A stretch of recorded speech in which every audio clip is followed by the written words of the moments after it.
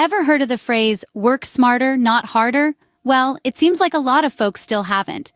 Picture this. Two friends, one always burning the midnight oil, the other chilling with a margarita by the pool. Yet, when payday comes around, they both pocket the same amount. A modern-day mystery, right? It's like an episode of Twilight Zone set in the world of work. So, you start to wonder, is there a secret the friend with free time knows that the other doesn't? Scene script. Here's the thing. Being busy doesn't always mean being productive. It's like running on a treadmill. You're sweating, but you're not going anywhere. Imagine this. You've got a big project due, but instead of diving in, you spend hours organizing your desk, perfecting your to-do list, or let's be honest, scrolling social media. Sure, you're busy, but are you really getting anything done? This is what we call the illusion of productivity.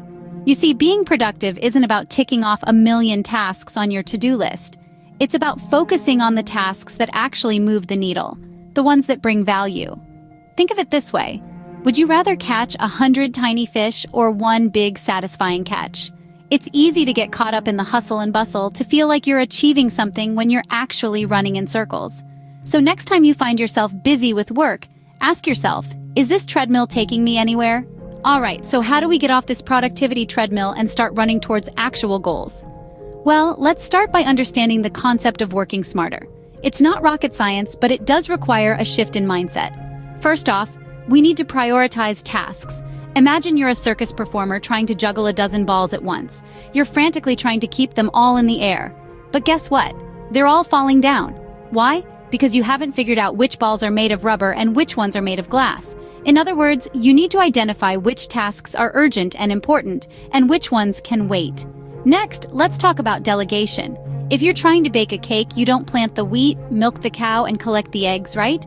You buy the ingredients from people who specialize in those areas. The same principle applies to work. Delegate tasks to those who have the skills and time to do them well. And let's not forget about taking breaks. Picture yourself as a marathon runner who never stops to take a sip of water. You're going to collapse before you reach the finish line. Regular breaks help avoid burnout and keeps your mind fresh and focused. Remember, it's not about how many hours you clock in, but what you do with those hours that counts. So, stop running in place and start sprinting towards success.